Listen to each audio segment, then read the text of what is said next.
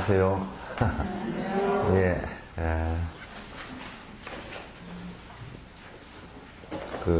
오늘은 2장부터 이제 할 거거든요. 그래서 좀 2장에 들어가기 전에 먼저 한 가지 좀 정리를 하고 들어가면 좋겠다 싶어서 먼저 이제 하나 정리를 하고 이렇게 들어가도록 하겠습니다.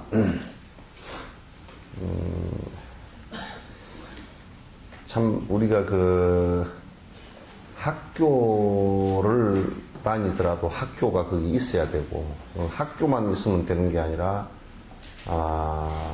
거기에 또 선생님이 계셔야 되고 또 선생님만 있으면 되는 게 아니라 그게 또 교재도 있어야 되고 또 교재만 또 있으면 되는 것도 아니라 그게 또 그 학교에 다닐 만한 재정적인 것이 뒷받침돼야 된단 말이죠.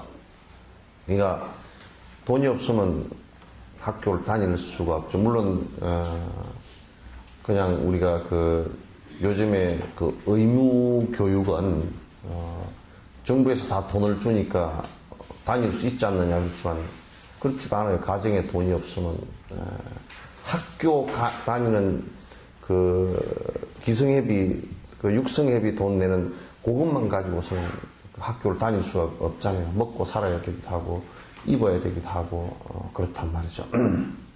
그래서 교육의 제반 여건이라는 것이 갖추어졌을 때 교육이 이루어질 수 있습니다. 그런데 교육의 제반 여건이 갖추어지지 않는데 그 제반 여건이라는 것은 꼭 우리가 드러나 있는 학교만을 얘기하는 것이 아닙니다. 그래서 그 속에는 여러 가지 복잡한 사안들이 또 많아요. 이를테면 그 아이가 학교를 갈 생각이 없으면 또 아무리 여건을 잘 맞추어 놨다 손 치더라도 또 학교에서 이제 교육이 이루어질 수가 없는 것이죠.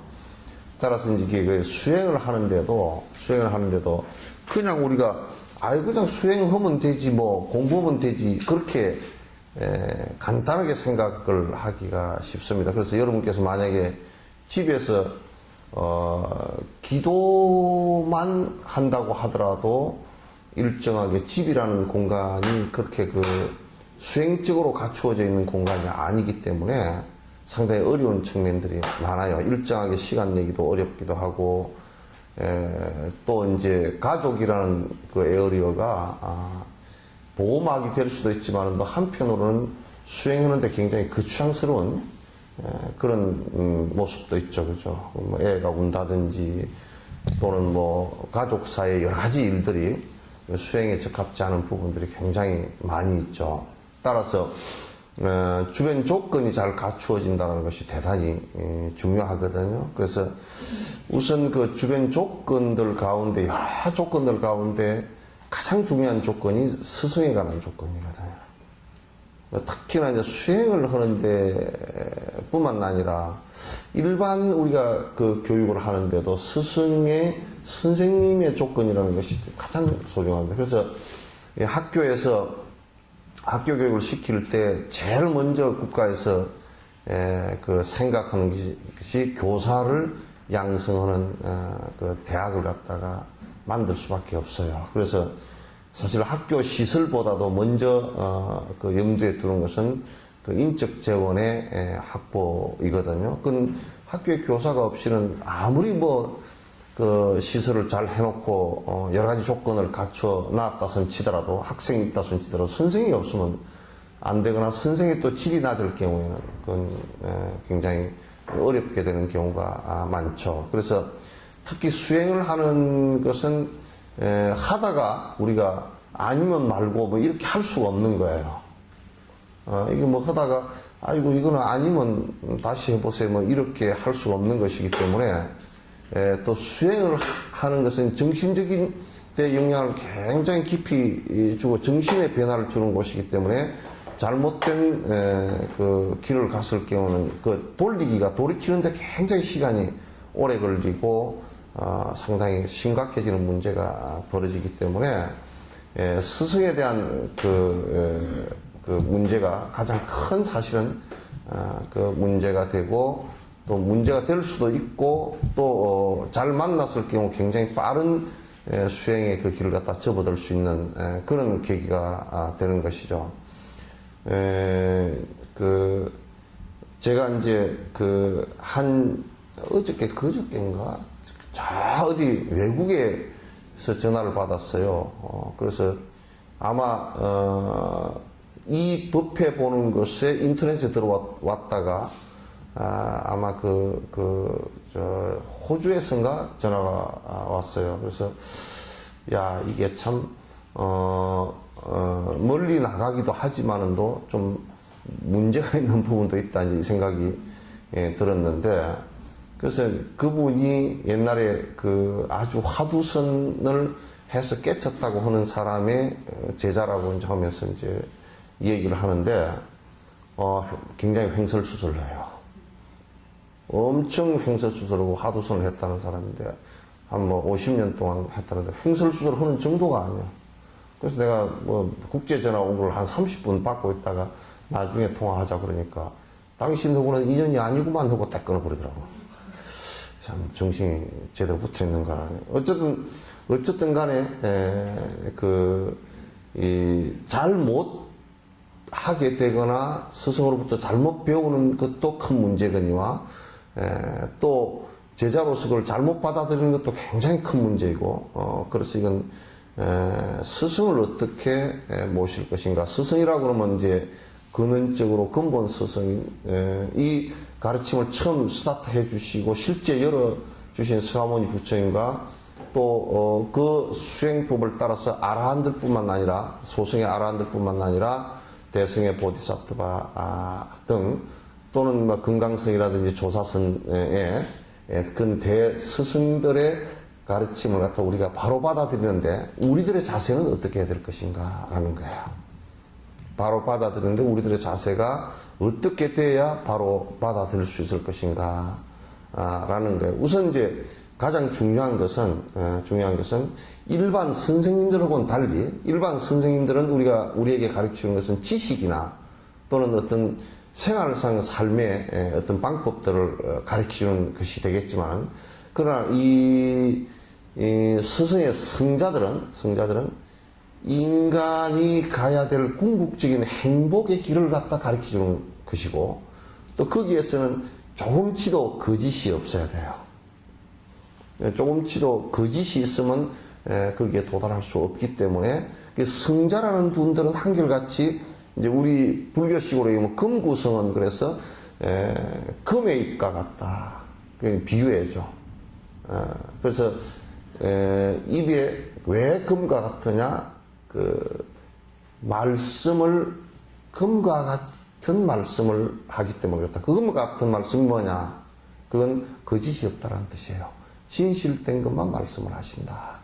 성자들은 한결같이 이제 행동과 말과 생각이 일치가 돼서 전부 다 진실 그대로를 갖다가 말씀하시기 때문에 성자라 그러는데, 근데 그분들은 우리들에게 길을 가르치는데 거짓이 없습니다. 마치 의사가 환자를 치료할 때 거짓을 하지 않듯이 최선을 다해서 원인을 밝히고 그걸 치료하기 위해서 최선을 다해서 노력하듯이 그와 같습니다. 따라서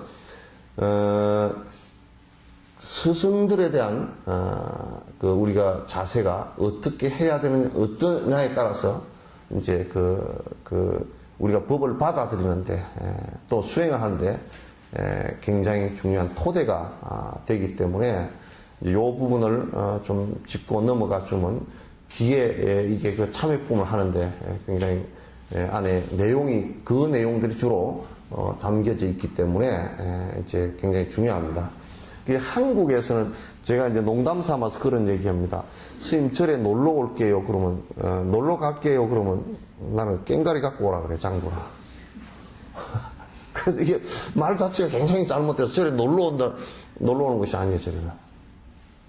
뭐, 국립공원 뭐, 그래가지고 자꾸 이제 뭐 입장료도 받고 뭐 어쩌고저쩌고 하니까 그건 놀러 오는 것인 줄 아는데, 놀러 오는 것이 아니에요. 전에 우리가 출가했을 때 그때 한참 막 국립공원 초기에 만들고, 거기에 사람들이 이제 산업화가 되면서 이제 막 진짜 어디로 관광지 그러면 절 전부 다 그렇게 돼 있어가지고 참 재미난 일들이 아니라 아주 괴로운 일들이 많이 벌어졌어요. 그래서 이제 절 밑에 오면, 그 사람들은 저녁에 와가지고 새벽 3시까지 놉니다.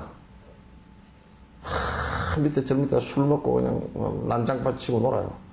놀고 이제 우리가 새벽 3시에 일어나서 도랑 식으면 쟤들이 시끄럽다고 항의하러 올라옵니다. 그랬던 때가, 우리가 자기네들 잘라 그러는데 도랑 식는데 목탁 소리 때문에 못 자겠다고 이제 항의하러 올라와요. 그래서, 절은, 관광지가 돼서 뭐 놀러 온다거나 또, 절에 와서, 각종 삿된 것들을 물어보고 하는 상황들이 많이 벌어지고, 그러니까, 앞으로 운명에 관해서 묻는다든지, 뭐 이제 사주관상을 묻는다든지, 이 사업을 하면 될지 안 될지 묻는다든지. 그래서 내가 어떤 때는 그런 얘기를 해서, 스님, 이 사업을 하면 되겠습니까? 안 되겠습니까? 그래서 내가 물어본다고. 내가 그걸 알면 내가 사업에서 돈 벌겠어, 그냥. 그래서 그런 걸 물어본. 그런 것들을, 법이 아닌 것을 대부분이 우리 지금 한국 신도들은 법이 아닌 것을 물으러 다녀요.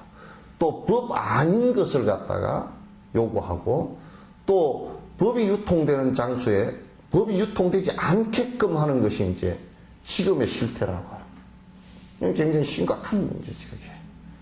그래서 요 얘기를 갖다 이렇게 이제 짚어 나가는 것이 중요하다. 그런데 스승을 모시는 방법은 한마디로 딱 축약해서 공양이에요.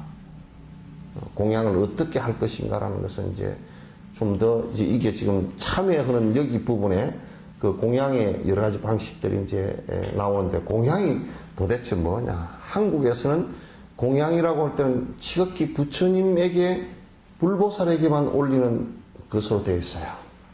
그러니까 불보살에게만 올리는 것으로 되어 있고, 또 불보살에게만 올리는데, 그것은 불보살을 마치, 부처님이나 보살님들을 마치 신이나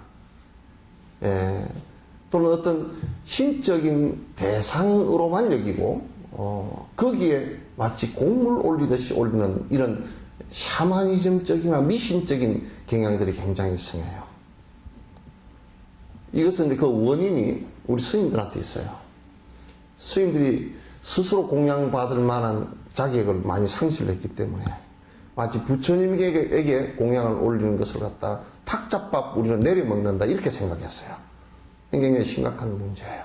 탁자밥을 내려먹는다는 것은 부처님 탁자에 올려놓은 공양을 우리가 받을 만한 자격이 있어서 받는다라는 의미가 되는데, 이게 잘못 왜곡되어 있어서 굉장히 이 공양법 자체도 말법으로 이렇게 이제 치달아지는 아주 좋지 않은 모습이 되어 있어요. 그래서 이제 공양이라는 것은 뭐냐면, 공자는 이제 밭을 공자죠, 그죠?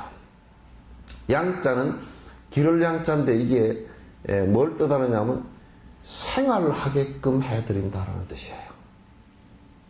기를 양이 뭐 기른다라는 뜻으로 뭐 좀 무슨 뭐 동물을 기르고 이런 뜻이 포함되어 있는 것 같지만도, 그러나 이거는 생활할 수 있게끔 해드린다. 근데 왜 생활할 수 있게끔 해드려야 되느냐는 거예요. 왜 생활할 수 있게끔 해드려야 되느냐. 우선 기본적으로 출가라는 것에 대한 이해를 하는 것이 중요하다. 출가라는 것은 뭘 뜻하느냐면 욕망적인 자기 욕심을 위한 생활들을 하지 않는다는 뜻이에요. 할애 출가라고 하잖아요. 그러니까 자기가 애착하는 대상이 있거나 애착하는 내가 있는 것이 아니라, 그러니까 다시 얘기해서 내가 애착하는 것을 얻기 위해서 부단히 노력하는 것이 아니라 출가라는 것은 그걸 끊겠다라는 뜻이 들어있어요. 그래서 무소유가 기본적이에요. 소유하지 않는 것이 기본이란 말이에요. 그러니까 비구계를 받은 사람들은 장사를 못하게 돼 있어요. 장사를 못하게 돼 있습니다. 그러니까 우리가 이런 얘기 하잖아요. 예를 들면 납골당을 했다. 납골당 하나 납골하는데 뭐 500만 원, 300만 원 받는다. 그게 장사냐 장사가 아니냐. 이 이윤을 남기기 위해서는 장사입니다. 그럼 비구로서는 못하게 돼 있어요. 그러니까 우리가 돈을 벌기 위해서 장사를 한다든지 그런 활동 자체를 갖다 못하게 해놨단 말이야. 그런 걸 하기 위해서 출가를 해서 또는 출가를 해서 또 그런 걸 하기 위해서 노력하는 것 자체를 갖다가 성단은 그걸 못하게 해놨어요. 그게 비구예요. 그래서 머리 다 깎고 무소유의 생활을 갖다 할 수 있게끔 자기 소유를 할 수 없게끔 해놓은 것이에요. 왜 그렇게 했느냐? 그래야만이 욕심을 빨리 떨치는, 그래서 바른 성자의 길을 갖다 갈 수 있기 때문에 그렇게 해놓은 거란 말이에요. 그럼 그 사람들은 어떻게 살아야 되냐? 기본적으로 먹고 사는 건 먹고 살아야 된다고. 그렇잖아요. 그죠? 기본적으로 먹고 살아야 되는 건 살아야 돼요. 그럼 이제 우리가 먹는 거, 기본적으로 입는 거, 사치하는 것이 아니라 기본적으로 입는 거, 자그마한 주거, 그 주거를 갖다 그래서 정사라 그래요. 수행자들이 사는 욕심을 부리는 것이 아니라 욕심을 떨친 사람들이 생활하는 공간이라 그래서 그건 깨끗한 곳이라 그래서 깨끗한 집이라 정사라 그런단 말이에요. 요즘은 절들이 굉장히 욕심이 안에 더덕더덕 붙어 있는 욕심을 절의 건물이나 절의 어떤 것들을 통해서 얻으려고 하는 그런 부분들이 많이 있어서 굉장히 그 본래 취지에 어긋난, 그래서 또 절들을 많이 팔고 사는 이런 형태들도 결국은 이윤을 취하기 위해서 하는 것이기 때문에 절의 모습들은 아닙니다. 따라서 스님들은 시주의 공양에 의지해서 살아요. 이게 이제 기본입니다. 나는 여기에서 강의하고 법문을 할 때도 요런 원래 취지대로 우리가 좀 돌아가서 살았으면 좋겠다. 왜곡된 공양이나 시주가 아니고 원래 취지대로 좀 이게 살았으면 좋겠다라는 이제 그런 생각을 강하게 갖고 있어요. 그러니까 공짜는 여러분 그 세속에서는 부모님을 모시는데 봉양한다 그러죠, 그죠? 부모님 모시는데 봉양한다. 받들어서 내가 이분의 생활을 하시는데 불편함이 없도록 내가 최선을 다한다 라는 것이 봉양이고, 그런 정신 자체를 갖다 효라고 그렇게 얘기합니다. 그런데 이제 절집안에서는 공양 그러면 이 신도들과 그 다음에 스님들 출가한 사이에 이 사실상 거래 관계입니다. 거래를 어떻게 해야 되느냐 라는 거예요. 그 신도들은 스님들을 출가한 사람들을 모시는데 어떻게 해야 되느냐, 우리는 신도들을 향해서 어떻게 해야 되느냐, 이런 거래 관계예요. 여기에서는 분명하게 딱 선을 그어놓은 게 있어요. 스님들은 신도들을 대상으로 해서 또는 사회를 대상으로 해서 이윤을 취하는 행동을 해서는 안 된다. 이윤을 취하기 위해서 행동해서는 안 된다는 것하고, 그게 어떤 형태가 됐건 종교적인 형태가 됐건 또는 사회 또는 상업적 형태가 됐든 간에 이제 그것은 안 된다 그 말이죠. 그래서 우리 이제 그 절집안들, 이제 큰 절집안들 가면 이제 참 안 좋은 형태가 여러 가지가 있잖아요.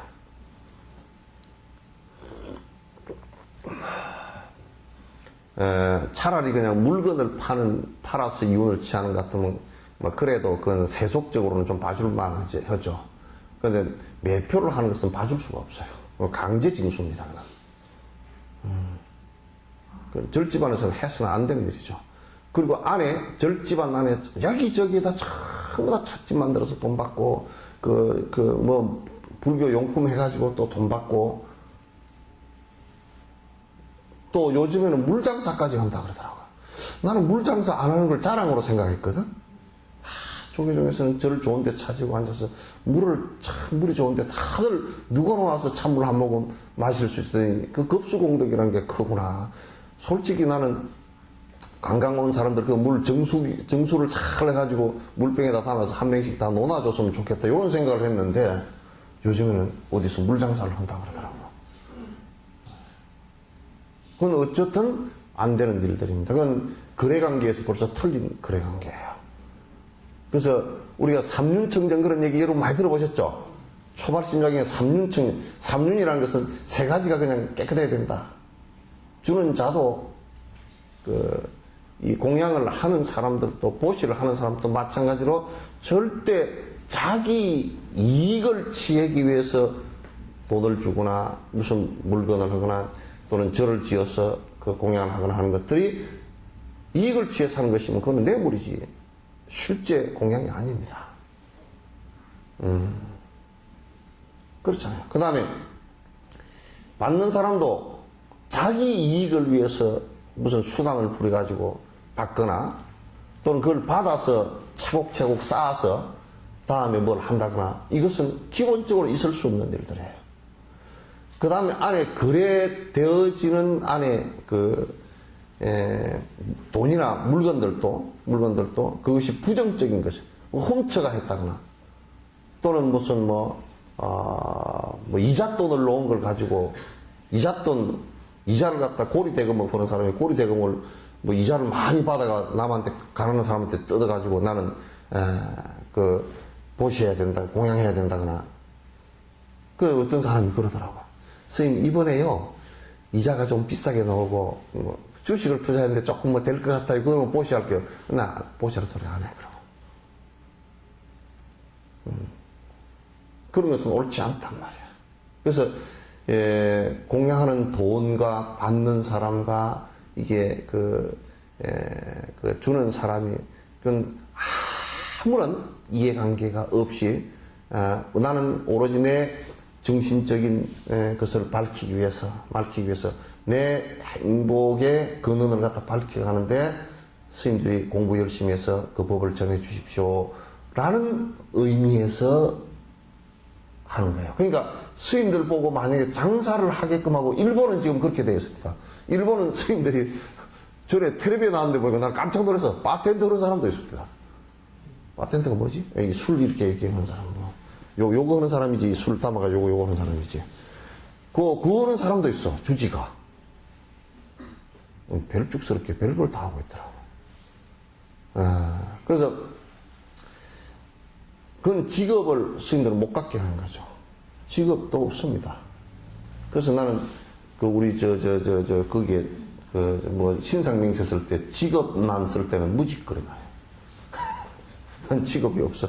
고정적으로 월급 받는 데도 없고 또 그걸 우리가 통해서 먹고 살라고 이윤을 취하는 도 나는 없기 때문에 무직거려놔. 그래서 그러니까 그 옆에 사람이 그러더라고. 승려라고 써요. 승려는 직업 아니야. 내가 하고 싶어서 하는 일이니까.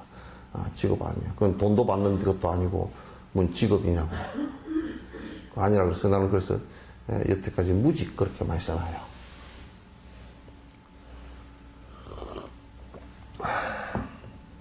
그래서 공양관계는 그렇게 이루어져야 됩니다. 그렇게 이루어져야 돼요. 그래서 우리 불교 철학이 요런 그 생활 양태의 철학이 부처님 때로부터 지금까지 이어진 거예요. 이 철학이 이 생활 방식이 무너질 때 곧 불교도 또 퇴보를 했어요.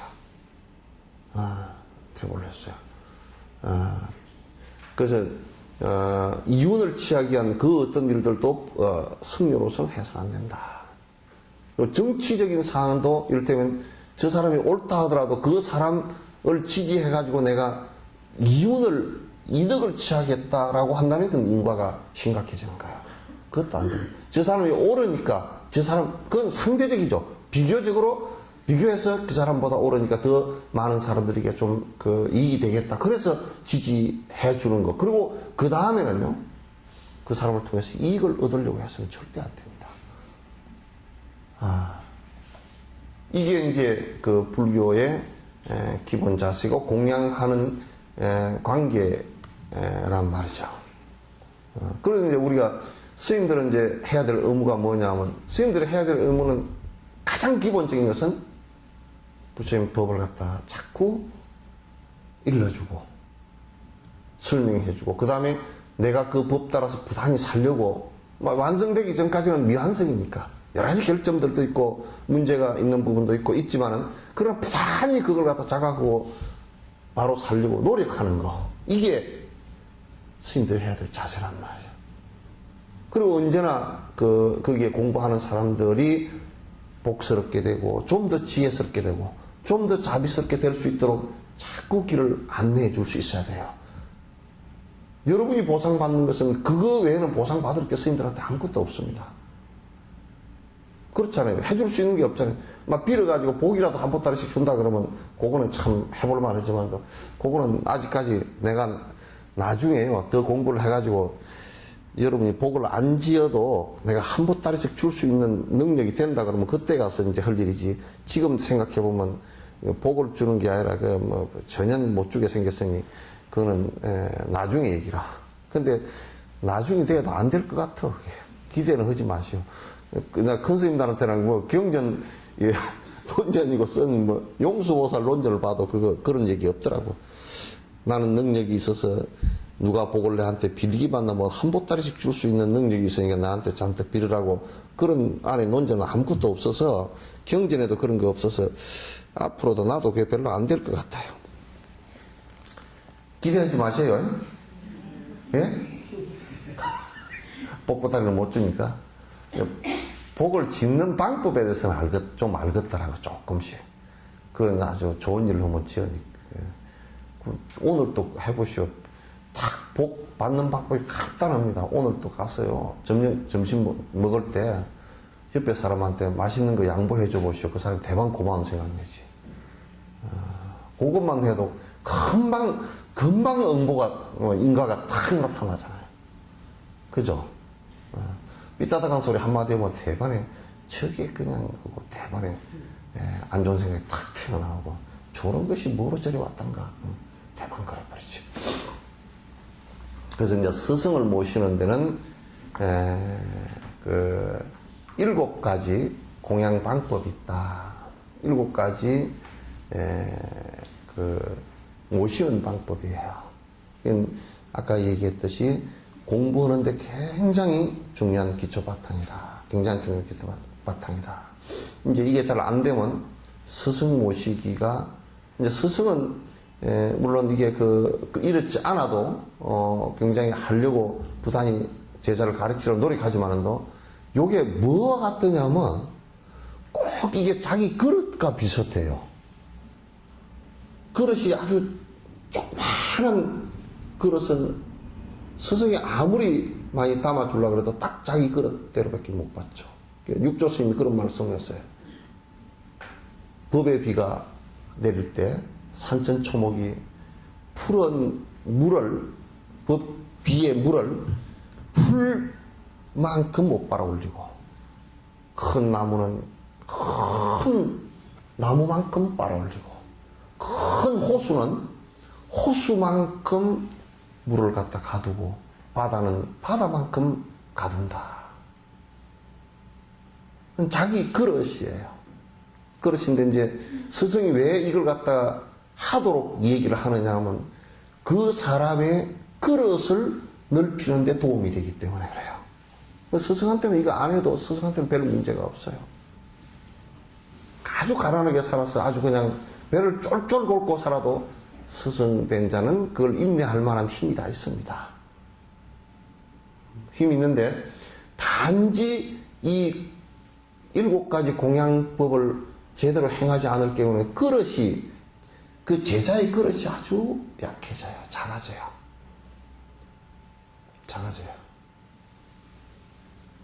내가 이런 얘기를 자주 합니다. 전에는 내가 옛날에는 신도인들이 와서 절을 하면 절을 받기가 싫어. 노인네들 와서 절하는 것도 받기도 싫고, 그래서 아이고 하지 마시오, 제발 좀 하지 마시오, 내가 자꾸 말렸어. 그리고 내가 절을 하려고 그러면 일어서서 그냥 나오기도 하고 그랬는데, 그런데 요즘에는 절을 잘 받아요. 이제 요즘에는 내가 이제 절을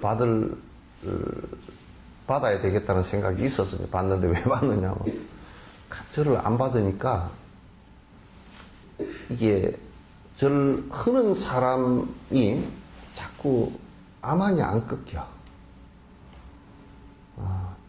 암환을 꺾어주면 꺾어줄수록 절 흐는 사람에게 이익이 되더라고요. 그 만약에 내가 내 스스로를 이렇게 가만히 생각해 놓고 볼 때, 이거 절을 받으면서, 야, 내가 잘났으니까 받는구나. 이 생각이 요만큼이라도 안에 있나 하고 이렇게 보니까, 그건 없어요. 오히려 부끄럽고 이런 생각이 더 많이 일어나지. 일어나는데, 그런데, 절을 갖다가 하는 사람이 보니까 이익이라. 내가 쏟지만 않는다면. 또 어떤 분은 와가지고, 스님, 절 할까요, 말까요? 그래서, 그럼 니 알아서 해라. 니 알아서 해라. 그래. 쥐 알아서 올리지, 내가. 근데 또 어떤 사람은, 암환이 좀 있는 사람은 꼭 하라고 내가, 절 할까요? 어쩌고, 뭐뭐뭐 하면 꼭 하라고 내가 말도 안 하고 버티지. 하라고 버텨. 왜냐면, 우리가 세속에서도 절, 인사 자리에서 욕먹는 법은 없죠, 그죠? 인사 자리에서 욕먹는 법은 없어. 인사 잘하면 하여튼 뭐 여러 가지 이익이 많아. 여러분 학교에 다닐 때도 선생님한테 인사만 잘해도 학점이 올라가. 똑같은 B학점 주려고 그래도 인사만 부지런히 잘해도 하여튼 A 학점은 준다고. 지 잘났다고 인사 뻣뻣하게 안 하고 다니면 A 학점 줄 것도 C 학점 정도. 저거는 벌써 인성이 못 돼서 그러고 안 준다고. 그래서 요즘에 나는 꼭 그 절을 갖다 내가 꼭 버팅기고 잘 받아요. 받아서 항상 생각하지. 그때 절을 받을 때 나는 무슨 생각하느냐면 가만히 있어. 혹시 내가 잘났다고 하는 생각이 조금 있나 하고 들여다보고, 이 절하는 공덕이 저 사람이 하심이 돼서 정말 좀 복스럽게 됐으면 좋겠다. 하심되는 게 너무 좋은 일이거든. 됐으면 좋겠다. 그 다음에 하나는, 조그마한 공덕이 있다 그러면 열심히 여러 사람에게 전부 다 해양됐으면 좋겠다. 이제 이 생각을 해요. 그래서, 이제, 이런 일들도 역시나 공양법 중에 하나인데, 첫 번째, 7가지 가운데 첫 번째가 정례지라 그래요. 인사하는 거예요. 절하는 거예요. 전에 내가, 아주 처음에 출가해가지고, 내가 누구한테 물었는가 몰라 하여튼. 왜 절이라 그럽니까? 왜냐면, 그 서양에서는 그 성당마다 템플 그러고, 이제 또 인도에서는 쌍가람 그러거든? 쌍가람 그러고, 또 그걸 번역을 해서 정사 그러기도 하고, 또 티베트는 꼼파 그러기도 하고 그러는데, 우리는 중국에는 절사자 쓰잖아요, 그죠? 근데 우리는 절 그리나. 절이라는 말이 없더라고. 순수 우리말인 것 같아. 그 절을 왜 절이라 그럽니까? 절을 많이 해서 절인가 보다고. 그래서 나 지금까지도 그렇게 알고 있어요. 지금까지도 절을 많이, 처음 가면 무조건 절을 해야 되니까 그 절인가 보다. 그런 생각을 하는데, 어쨌든 스승을 모시는 데는 제일 첫 번째 공경하는 첫 번째 내가 의사를 표시하는 것이 절이에요.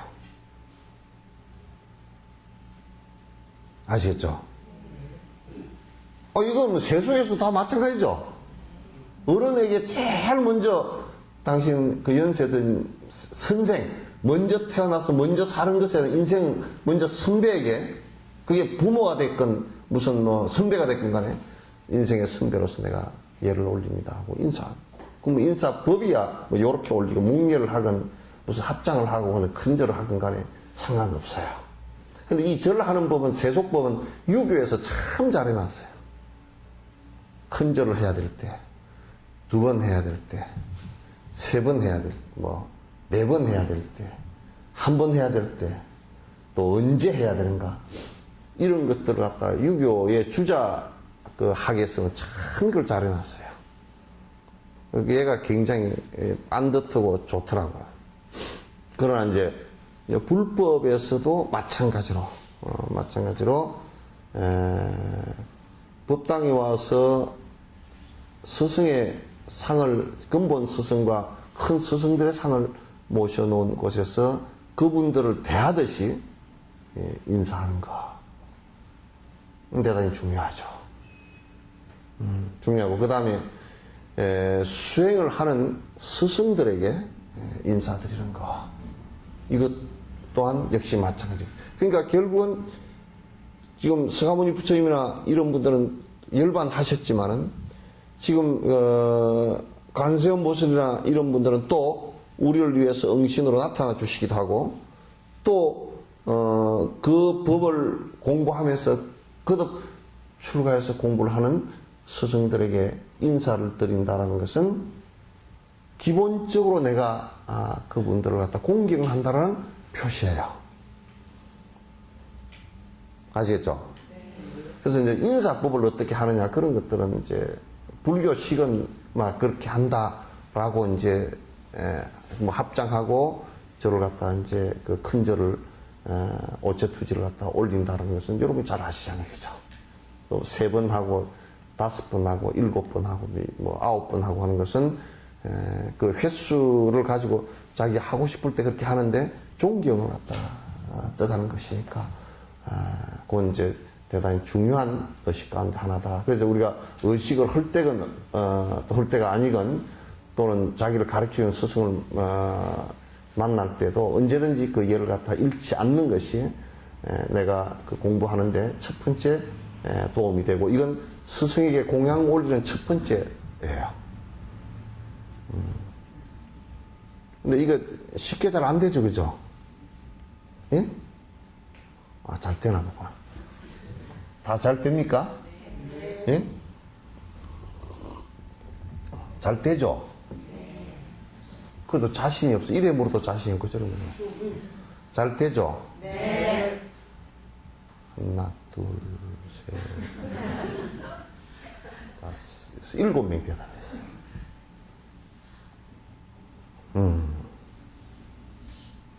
그래서 첫 번째가 정례지예요. 정례하는 공양법이다. 공양법이다.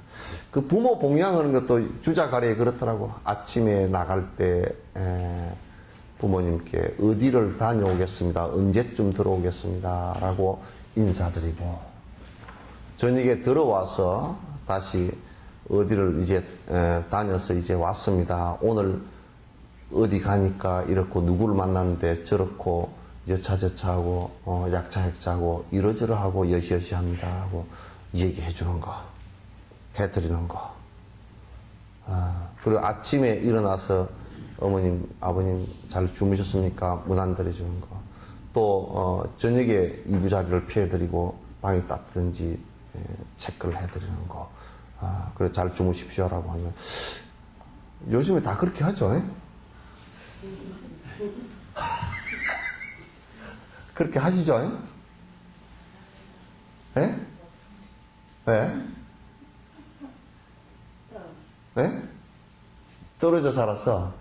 왜 떨어져 살까요? 같이 못 살아서가 아니라 같이 안 살아서 그러겠죠. 안 산 거고 못 산 거고 좀 틀립니다. 그죠? 같이 살 수, 남북한이 갈려서 같이 살 수 없어서 그렇습니다. 그게 아니고 같이 살지 안 해서 내가 같이 안 살라고 그래.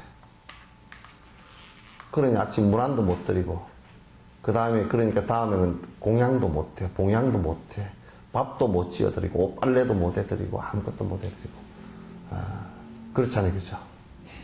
그러니 그걸 뭐라 그래요? 불효 막심한 놈이라 그러지. 불효 막심한 놈이라 그러지. 그러니 엄마 아빠를 존경할 수 있는, 존중하고 은혜에 감사할 수 있는 마음이 어디로 도망가 버리고 없으니까 이제 지 자식도 잘 배우겠지. 지 자식도 그걸 잘 배워서 엄마 아빠를 갖다가 봉양할 생각을 갖지 않겠죠. 엄마도 그렇게 살았잖아. 그렇겠지. 아빠도 그렇게 살았잖아. 그럼 그 집안이 무슨 집안이 되겠어요? 콩가루 집안이 되는.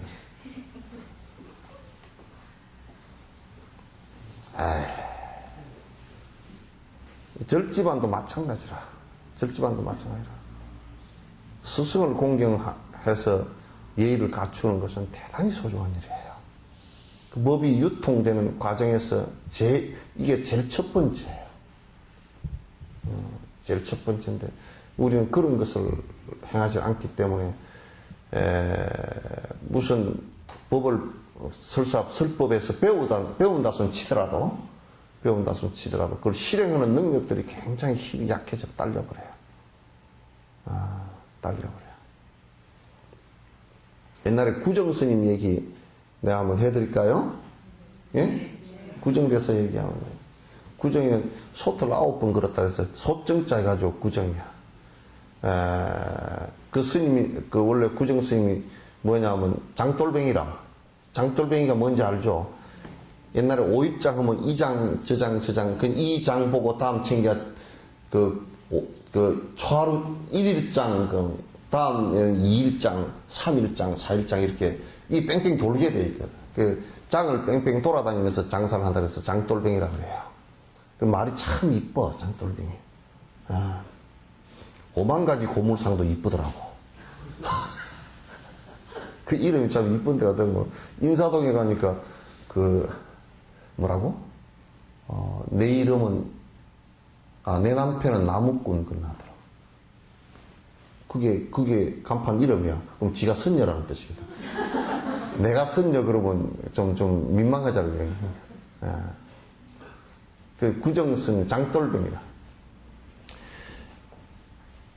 이 장을 마치고 다음 장으로 옮기는데 어떤 스님하고 그 장돌뱅이들하고 같이 이렇게 행로를 하게 됐는데 가다가 보니까 그 스님이 옷이 다 누대기가 돼가지고 달달 떨고 간단 말이야. 그래서 좋은 비단하고 솜을 갖다 드리면서 옷 환불 해보시라고 드렸단 말이야.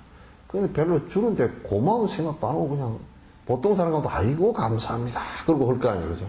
고마운 생각도 별로 없이 또 그렇게 그냥 받아가지고 걸망에다 턱 넣고 아무 말도 없이 같이 방향으로 걸어가. 가다가 거지가 같이 가게 됐는데 그 장돌뱅이는 거지한테는 줄 생각이 없어. 근데 이 스님이 자기 받은 걸 갖다 또 아무 거 없이 네 옷 입으라고 주는 거야.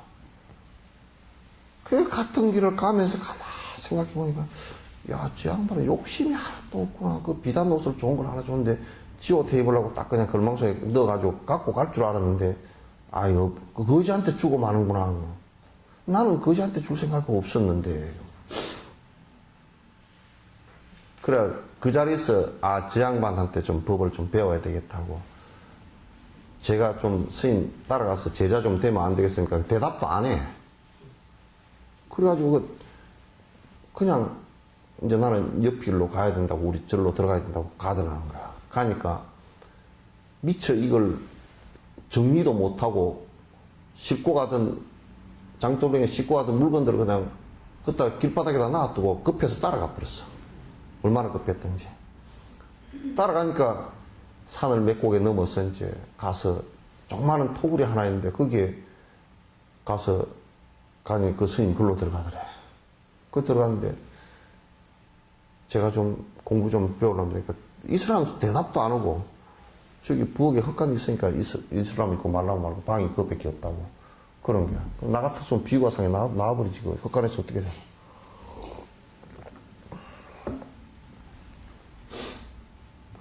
저 스님한테는 뭔가 좀 배울 게 있을 것 같아.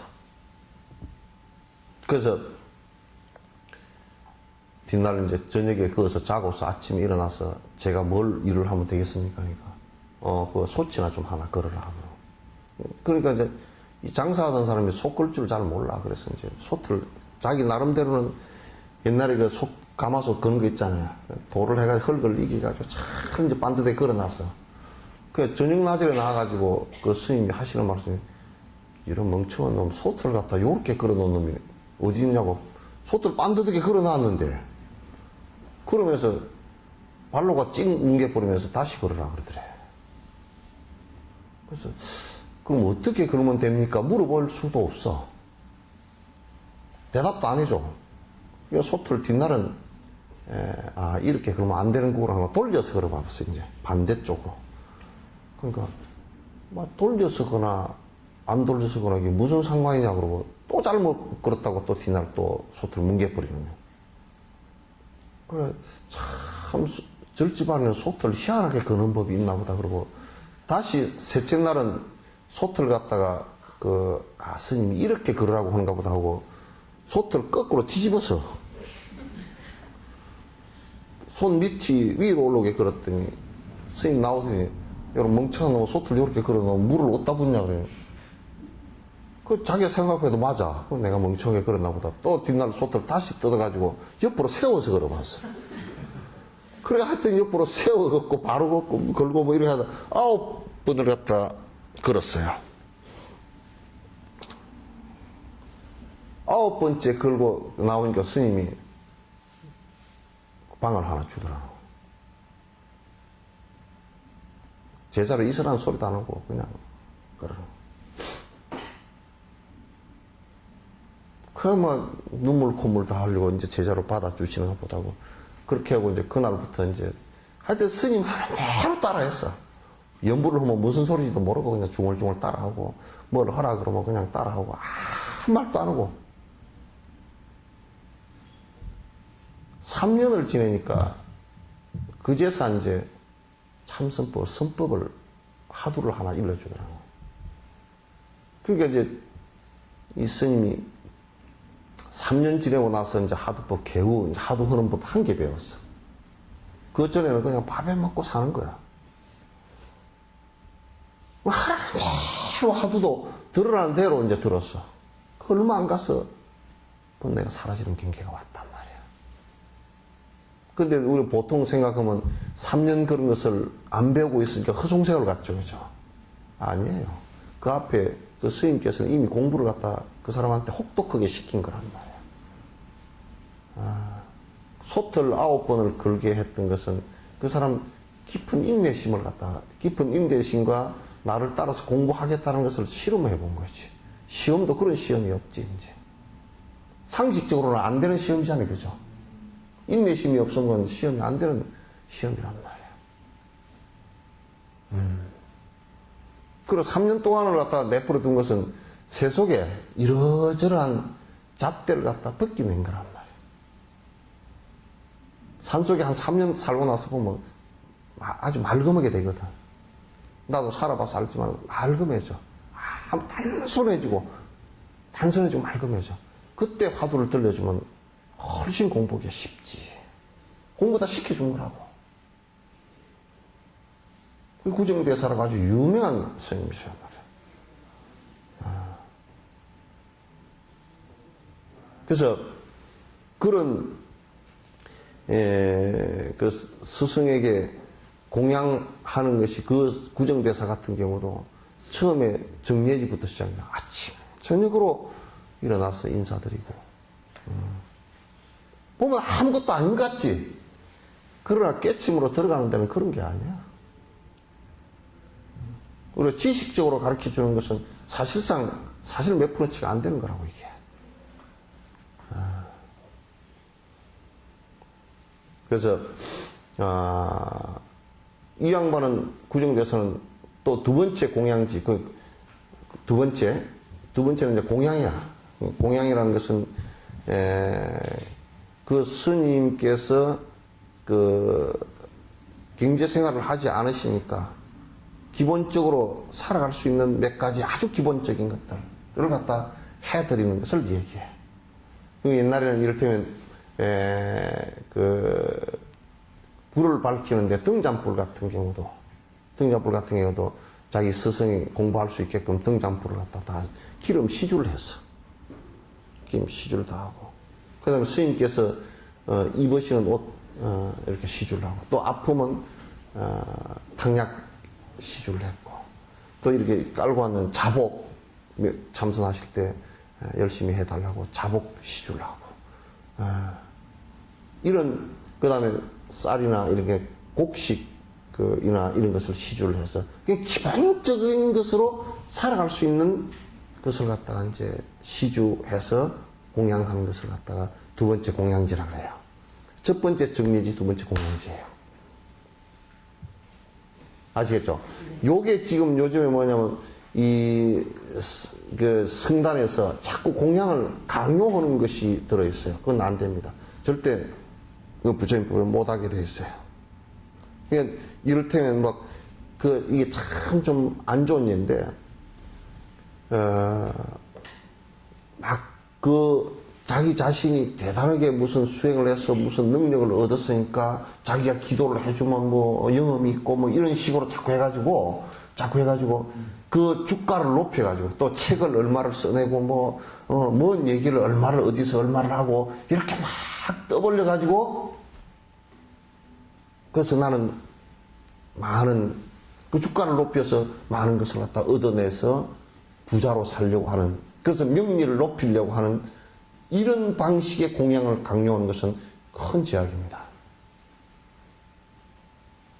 그거는 여러분께서 요즘에 근래 법정 스님 사신 것을 보면 승려로서 어떻게 살아야 되는가, 그러니까 잘 그 양반은 칼날같이 살아주신 분이에요. 성철 스님 같은 분도 칼날같이 살아주신 분이에요. 성철 스님도 심지어는 이쑤시개 있잖아요, 그죠? 그거 나무 함부로 버린다고. 그 나무를 많이 베가지고 이쑤시개를 만들어야 되니까 나무를 많이 죽인다고. 이쑤시개 많이 안 쓰시려고. 이쑤시개를 하나 이렇게 쓰시고서는 그걸, 칼로서 싹싹싹싹, 좀 달아진 부분을 깎아가지고 물에다 깨끗이 씻어가지고 양지, 햇빛에다 소독을 다 해서 말려 놨다가 다음 쓰시고. 그래서 이쑤시개를 한 대여섯 번 써. 우리는 한 번 흐른데도 3개 가지고도 안 돼가지고. 한 번 되고 100 버리고, 한 번 되고 100 버리고. 그렇죠. 그래서 스님들은 이제 이 시주한 물건에 대해서 굉장히 고맙게 생각하고, 내가 이게 공부를 못해서 법을 일러주지 못하면 도구로 생각해야 돼. 이게, 왜냐면 공부해서 성과를 못 거둬서 못 일러주면 그건 전부 다 빚이거든요. 스님들이 공부하는 거 탱자탱자 놀고 입생 지나면 개, 강아지 다 돼.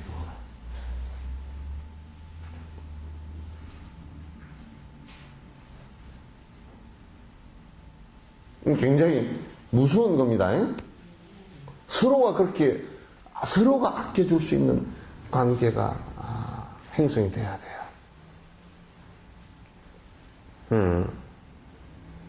그래서 이제 여러분도 이제 이 교당에서는 요런 생각을 가지고서 우리가 요 교단은 처음부터 그런 정신으로서 사람이 많이 모이건 적게 모이건 상관없이 이런 정신으로서 우리가 같이 살아줘야 교단도 살아나고 스님들도 공부를 열심히 하게 되고 여러분들도 복 있는 모습으로 바뀌어간다고요. 아시겠죠? 네. 자꾸 이런 얘기를 들어야 돼.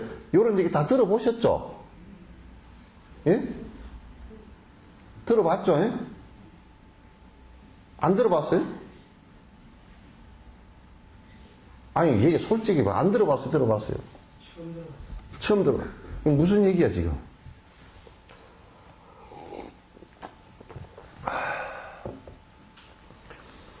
그렇게 꼭 해야 됩니다. 예?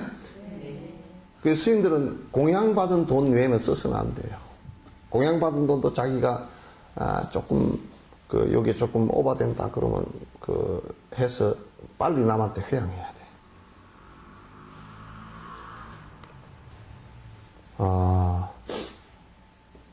출가부는 원효 스님이 하신 말씀. 출가부는 시군자 수치로다.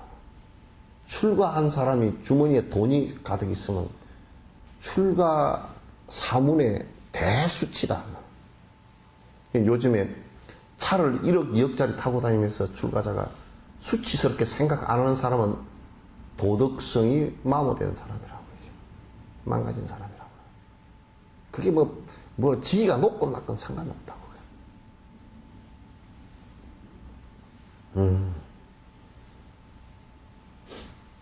그런데 그런 정신을 신도들도 이런 무소유 정신을 갖다가 잘 본받아야 돼요. 내가 돈을 열심히 벌었으면 나를 위해서는 아주 적게 쓰고 아껴 쓰고 남을 위해서는 남의 어려움을 위해서는 최선을 다해서 베풀어 드리는 이런 모습이 신도들 사이에서도 살아나야 그래야 불법이 살아. 안철수만 1,500억을 내놓는 게 아니라 불자들도 2천억, 3천억씩 내놓을 수 있는 사람이 꽉 찼잖아요. 정신이 없어서 그렇지. 그렇잖아요, 그죠? 그 내가 코미디를 아침에 하나 했어. 안철수니까 철수는 안 할 거야. 이건 썰렁 코미디야. 그죠? 안씨가 그게 참 괜찮은 것 같아. 안철수니까. 내놨던 걸 다시 철수를 안 하겠지, 이제. 세 번째, 그 스승들에게 공양하는 세 번째 중요한 공양은 참회예요. 참회란 말이에요. 참회는 왜 해야 되느냐? 여태껏, 왜 이제 우리 이런 것이 있어요. 스승을 만났으면서 스승의 법을 갖다, 스승이 법을 얘기하면 여태껏 살아왔던 잘못된 것을 갖다, 이게 잘못됐구나 하고 끊어야 되거든? 근데 스승을 만났는데, 스님, 전에 누가 어떤 처사님이 그랬어. 그분은 정말 진짜 훌륭한 스승들하고 인연이 참 많은 분이라. 막 큰 스님이, 우리나라 최고의 스님이 줄에도 서주시고, 또 맨날 이렇게 따뜻거리 주시기도 하고, 가면 옆방에 놓고서 설명을 해주는데, 맨날 그러신대. 아무개야 담배 끊어라. 막 그냥 가서 스승을 공경하는 것은 참 절 잘하고 공양 잘하고 그래. 근데 그 다음에는 자기 하는 일을 잘못한 것이 아니라 쳐다보진 않아. 그래 큰 스님 한 번, 두 번, 세 번, 네 분을 모셨으면서도 담배를 못 끊었어. 네 분을 모셨으면 담배를 못 끊었다 그러더라고. 참회가 없어서 그렇다고.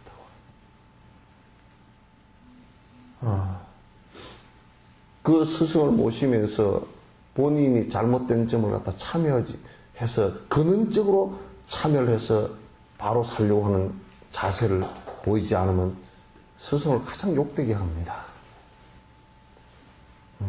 불자들이 나 절에 다닙니다 그러고 나는 절에 다니는 불자다고 그러면서 세세생생 잘못한 것을 하다 참여하지 못한다면 불자로서는 굉장히 자격 상실이고 부처님을 갖다 또는 보살님들을 갖다가 욕되게 하는 것이죠. 그래서 세 번째 하는 것은 참회예요. 내가 불보살 전에서 여태까지 살아왔던 자세들이 잘 못되었습니다. 그럼 내가 바꾸겠다라는 참회가 일어나야 스승에게 가장 큰 공양 중에 하나가 된단 말이에요. 그래서 이제 티벳은 보니까 사과행을, 그러니까 밀교 수행 들어가기 전에 네 가지 그 기본 수행을 시키는데 그 첫 번째가 하는 것이 이게 참회를 시킨단 말이에요. 10만 백원, 20만 백원. 그 티벳 사람들 전체 투지시키잖아요.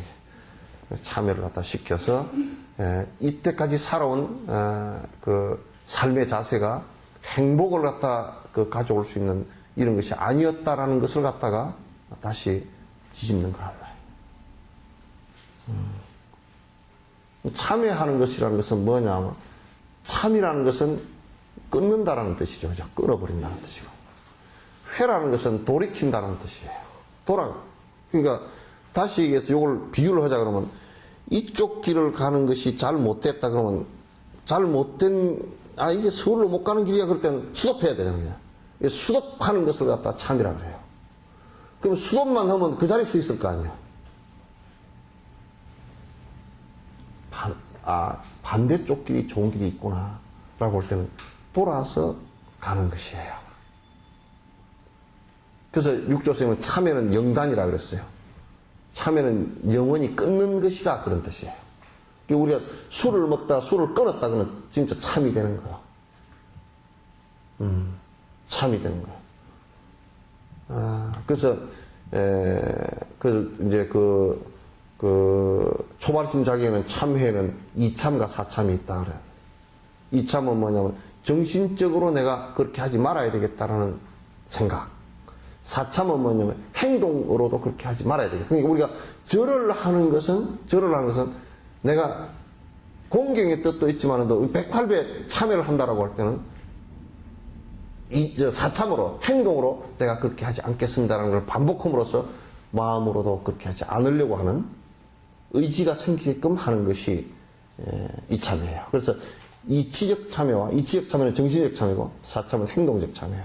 이참과 사참이 한꺼번에 같이 일어나야 돼요.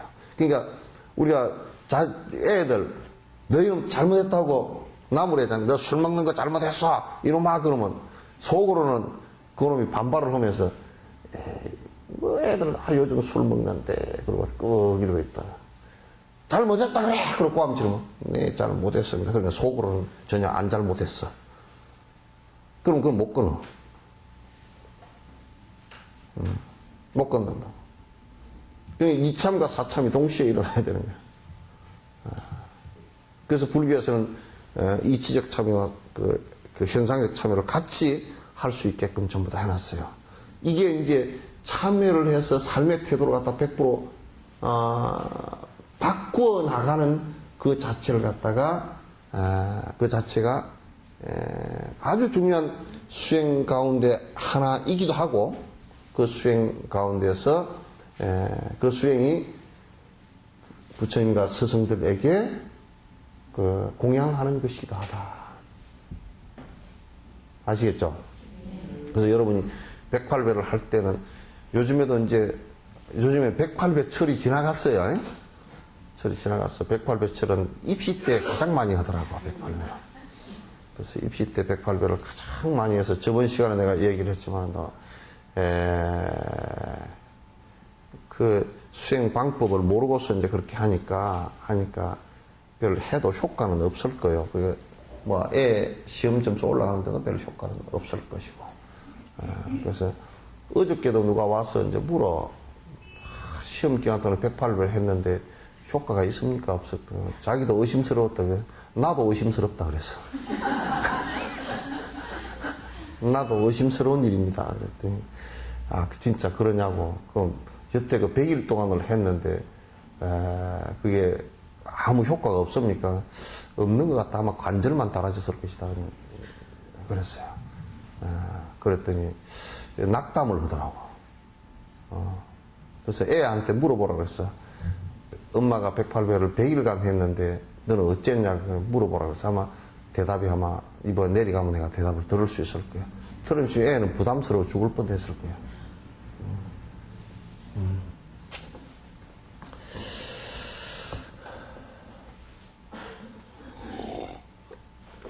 그 다음에 이제 네 번째 공양이 수희지예요. 수희, 여러분 들어보시죠? 수희 찬탄과 수희 동참 들어보시죠? 그죠? 수희는 깊은 마음으로 따른다는 뜻이에요. 깊은 마음 따른.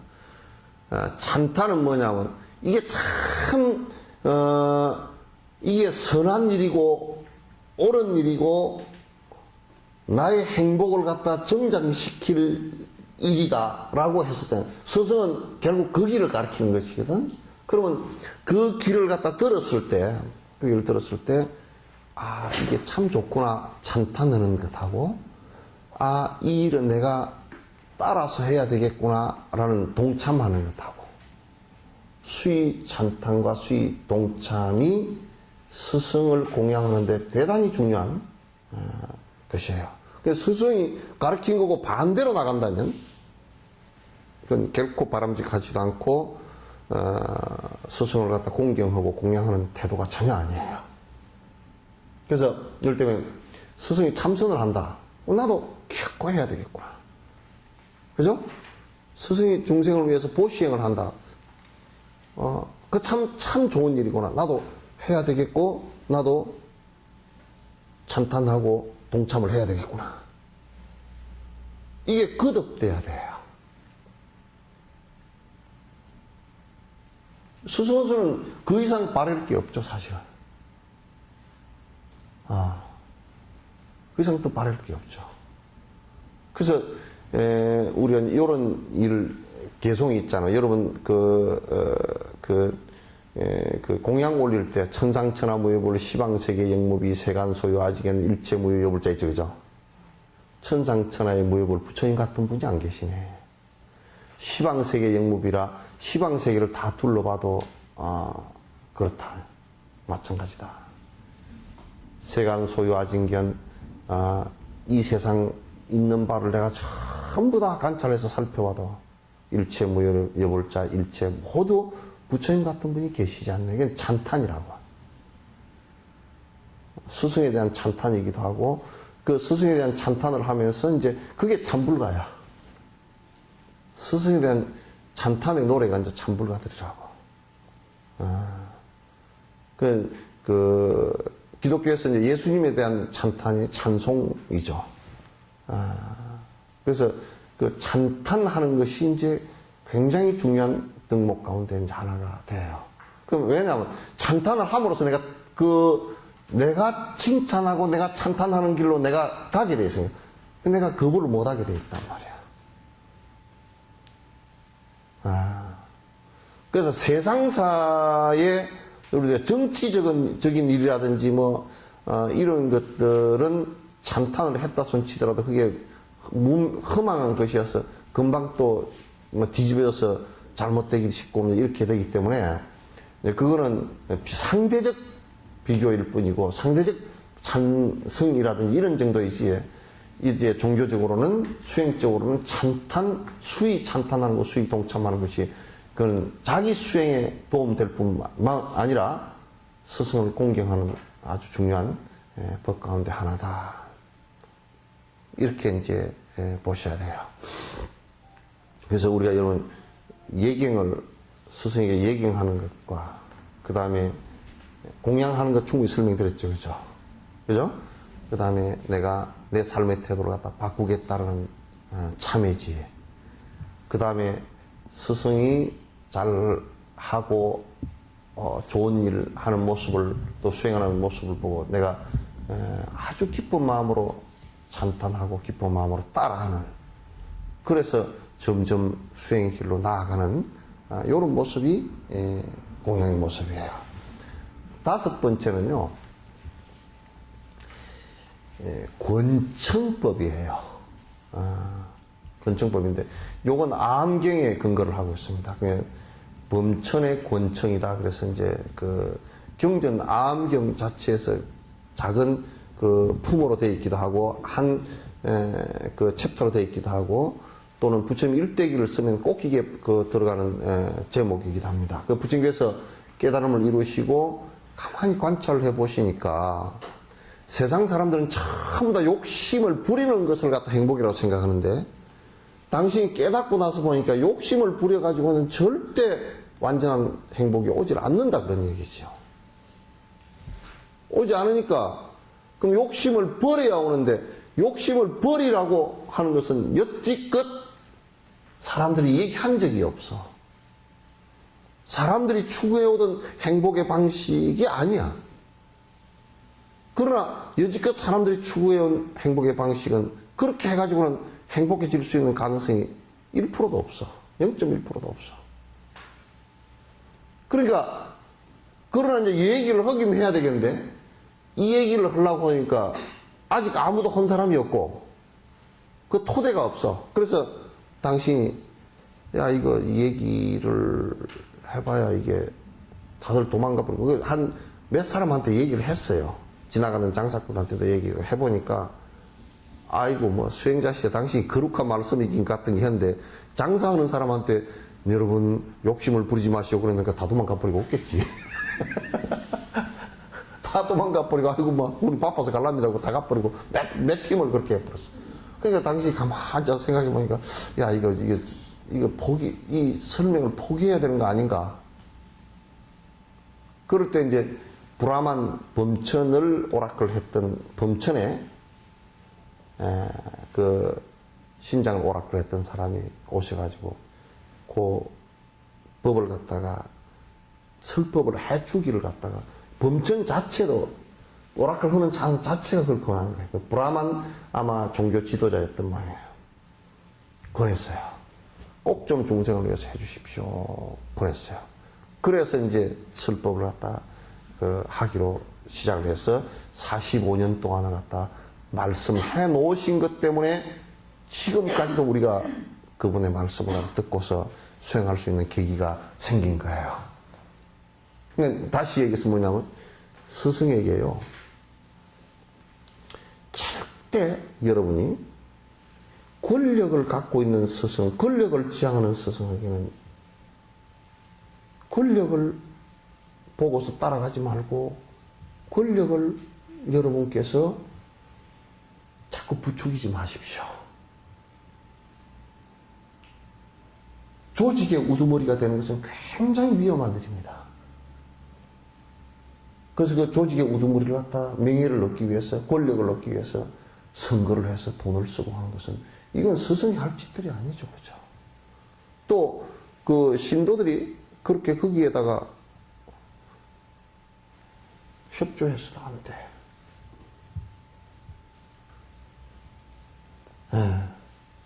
그럼 또 여기에 스승들에게 법을 청하는 것, 부처님 법이 어떤 법이고 스승들의 법이 어떤 법이고 어떻게 해야 우리가 행복의 길로 접어들 수 있습니까? 라고 법을 청하는 것 외에는 스승들에게는 아무것도 요청해서는 안 돼요.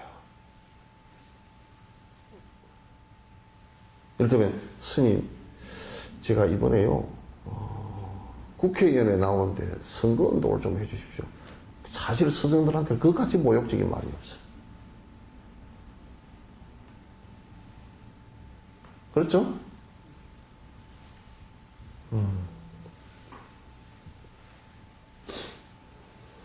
내가 그 얘기를 전에 했더니 죽겠다고 웃더라고요. 어떤 사람이 고등고시 공부를 했어요. 자기로 보면 절실한 얘기예요. 부모로 보면 굉장히 절실한 얘기예요. 우리 애기 고시 합격되게 해달라고 천일 기도를 붙였어요. 그 스님이 부지런히 해줬어요. 그럼 고시 그게 몇 대 몇이냐 그러니까 17대 1이래요. 나머지 17명은 떨어지시오 그 소리거든. 그 스님이 부지런히 내에게 부탁을 한 명이 고시에 합격하고 그냥 자기는 그 소리는 안 했겠지. 나머지 17명은 떨어지셔서 그 소리는 안 했겠지만은 결론적으로 그렇게 돼. 결과적으로는 그렇잖아요. 그죠? 예. 그래요, 안 그래요?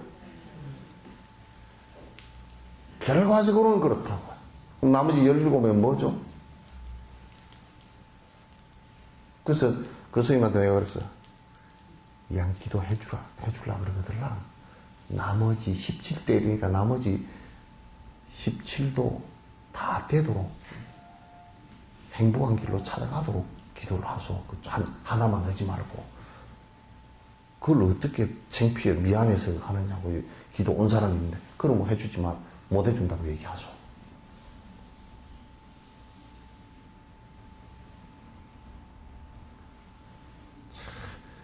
그런 것 요청하면 안 됩니다.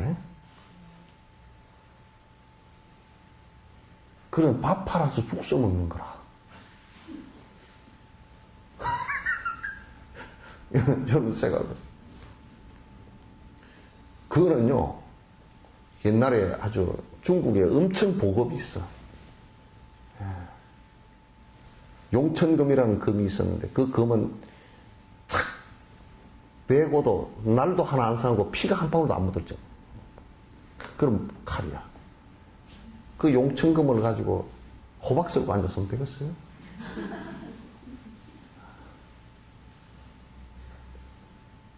부처님 법으로서 이게 생사를 벗어나는 것을 갖다 자꾸 이제 가르쳐 달라 그래야지. 아이고 무슨 뭐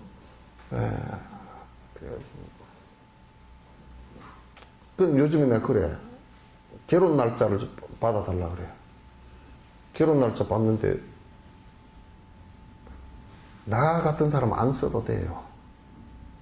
그죠? 그 결혼 날짜 받는데 어떻게 받으면 되겠습니까? 그냥 하면 돼. 자기 집안 사정 잘 따져가지고 그냥 하면 돼. 요즘에 비가 와도 별 상관도 없고 별 상관도 없잖아. 옛날에 마당에 있으니까 비 오면 이제 골치 아프지만 뭐 상관없잖아. 요즘에 뭐 추수를 해가 3년간을 모아놨다 결혼식 시킬 그런 처지들은 아니잖아, 그죠? 그러니까 그냥 저 집안 편한 날 하면 돼요. 그런데 써먹지 마세요. 예? 스님들 그런데 써먹으면 아주 못 써.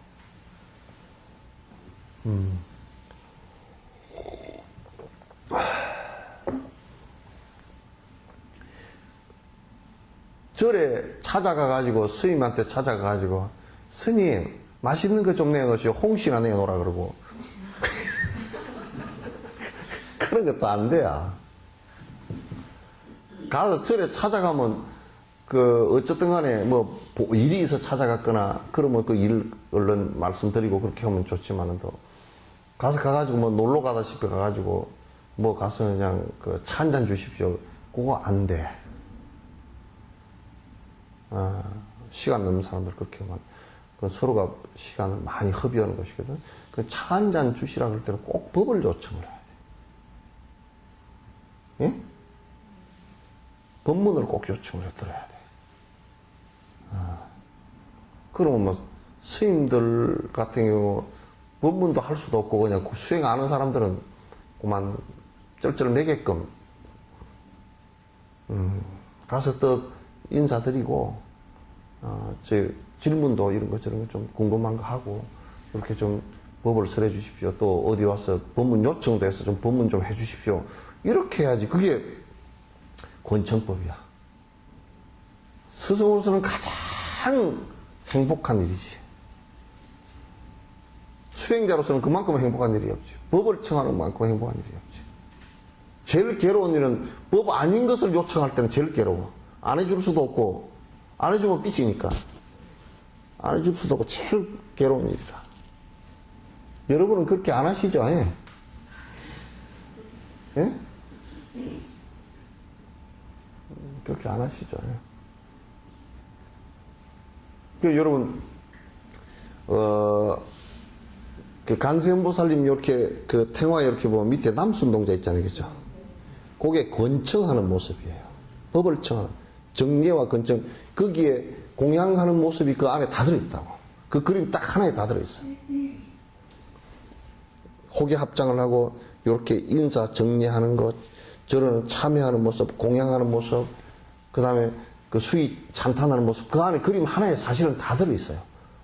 굉장히 그 그림 보면 정말 안에 그 공양법이 안에 그대로 다 표현이 되어 있는 내용이에요.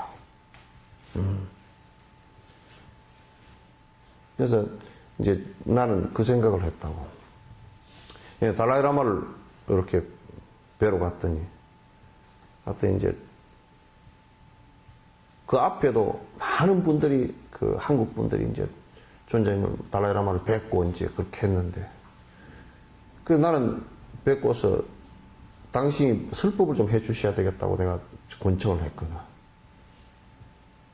그러니까 이제 다른 사람들이 뭐라 그러냐면 달라이라마께서 그렇게 설법을 뭐 우리 한국 사람한테 그렇게 해주실까 뭐 이런 의심을 갖다가. 근데 나는 이건 이제 알았기 때문에 절대 법을 청하는데 는 스승으로서는 거부하지 않아요. 설사 그가 누구더라도 해줄 수 있는 시간만 되고 몸만 허락한다 그러면 언제든지 해주신다고. 근데 우리 한국에서는 그때 당시 내가 가서 배울 때 앞에 한 20년 전부터 이제 계속 많은 그 한국 사람들이 많이 뵙고 갔어도 우리가 아직 이런 그 습관이 없어가지고 권청을, 법을 청하지 않아. 청법을 하지 않아. 그리고 아주 법을 아주 가벼이 여기가지고 절들에 와서도 순례 온다고 와가지고 왔어도 뭐 얘기 한마디 해주시오? 그런 식이야. 그렇게 하면 안 돼. 어디 순례를 가더라도 막 3, 4순례 한다고 참 막 바삐 쫓아다니지 말고 한 절이라도 가서 참여라도 열심히 공양 올리고 참여하고 또 그 다음에 스승에게 미리 좀 연락해서 우리가 몇 명이 가니까 말씀 이렇게 법문의 말씀 좀 해주시라고 요청해서 해야 돼요. 그저 막 요즘에는 뭔 도장 받으러 다니더라고. 뭐 도장을 잔뜩 찍어주라고 그래서 뭔 도장 찍는 건지 모르겠어. 염라대왕 앞에 가면 그 도장 가지고 어디도 왔다 갔다 하고 이제 그런데 그건 석천사 도장은 영험이 없어. 염라대왕이 별로 알아보지도 못해. 저리도 코딱지 많은데 뭘 알아보겠어요. 주지도 별 볼 일이 없고. 근데 도장만 잔뜩 찍으러 많이 다니더라고. 그럼 막 법문 듣는 것은 막 저만 크고 뭘 내가 사경흥까지는 좋지만은 또 도장을 갖다가 막 찍어가지고 도장이 막 사경흥 책에 그냥 도장이 한 20개씩 찍혔더라고 보니까. 사경했으면 됐지 뭐 그 20개씩 찍었다고 뭐가 그래도 상이 찍었다 그죠? 나는 사경했으면 네 하고 한 20개 절에 다니면서 폼 다 잡은 거 아니야. 뭐 그렇게 하면 안 돼. 그 이제 가서 그 절에 가면 혹 법을 요청해서 이제 그 설법을 듣고 또 이제 설법을 듣는데 보면 이제 지지도 못하는 사람들이 있거든. 엉터리로 하는 사람들이 있거든. 그러면 질문을 해 자꾸. 다시는 그런 말 가지고 못 나오게끔. 내가 옛날에 우스운 얘기 하나 할까. 전에 남해 보리암 토굴에 있을 때 내가 이제 점심 먹으러 내려와서 이렇게 보리암 지나는데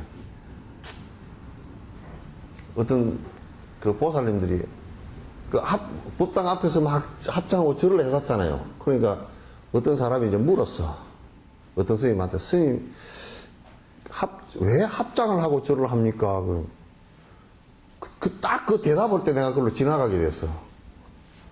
근데 그 스님이 뭐라고 대답을 하냐면 요거요? 누가 때리려고 그러면 탁 맞기 좋고 탁 여기 좋대. 얼마나 기절을 했는지 몰라.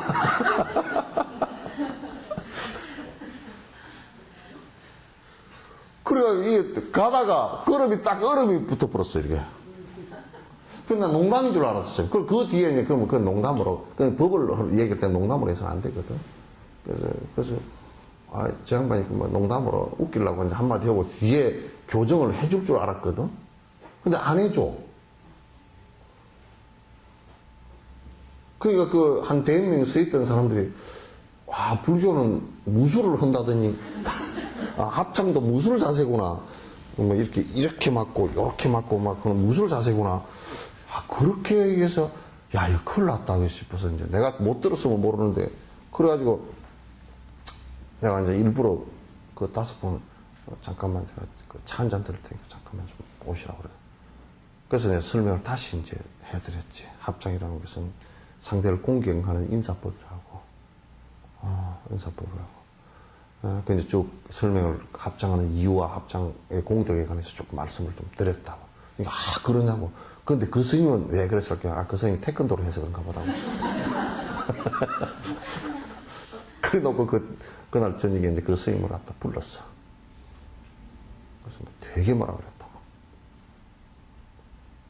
말을 한마디 법을 잘못 얘기할 경우 오랫동안 벌이가 되는 업을 얻는다는데 법이라는 것은 모르면 모른다라고 딱 얘기해야 된다고. 그렇잖아요, 그죠? 모르면 아는 척 하지 말고 모른다라고 얘기해야 돼. 그럼 모른다라고 하면 창피한 생각이 일어나고 공부를 생각이 일어나겠지, 그죠? 공부를 생각이라도 일어난다고. 상구 엉터리로 가르치면 지도 엉터리가 돼버리고 남도 엉터리가 돼버리고 그 사람이 또 어디 가서 얘기하면 또 엉터리가 돼버리고 엉터리가 그냥 파장이 져서 몇십 명, 몇백 명이 계속 전수가 될 수가 있잖아. 그럼 많은 사람이 법으로부터 벗어나게끔 어긋나게끔 만들어버린단 말이야. 그래서 스승은 스승에게 꼭 법을 갖다 청해 주는 것이 그게 공양법이고 예의법이에요. 알겠죠? 네. 그런 것도 잘 안 하고 말이야. 스님, 이번에 휴가 있는데 그 절에 놀러 갈게요. 그렇게 하지 마요. 나는 계속 그래. 그럼 깽가리 갖고 오고 장구랑 뚱땅뚱땅 놀아보자. 그럼.